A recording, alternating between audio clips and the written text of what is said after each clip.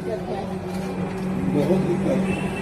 जैसे तुमको दिक्कत है जाने में, वैसे ही दिक्कत है कि लगाने में।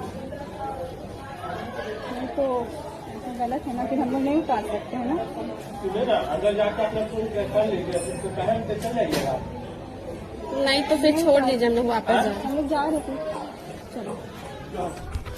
हेलो, अस्सलाम वालेकुम। मैं हूँ आलिया अहमद और मैं हूँ हजारीबाग से। आज मैं और मेरी टीम आए हुए थे होटल अननिया विहार। यहाँ हमारा मेहंदी का ऑर्डर था।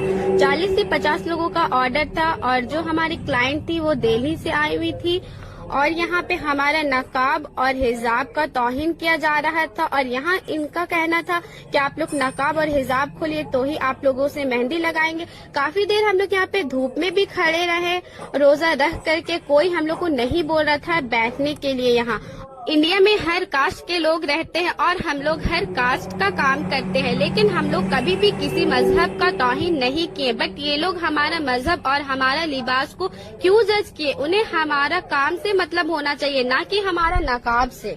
हमारी स्टूडेंट पूजा भी है, ये भी अदर कास्ट की है। जब हमें कोई दिक्कत नहीं है कास्ट में, तो ये लोगों को क्यों दिक्कत है हमारे हिजाब और नकाब से? मैं आपको ये कहना चाहती हूँ कि आज हमारे साथ ऐसा हुआ। आज हम लोग को बोला गया कि नकाब उतारो, कल किसी और को बोला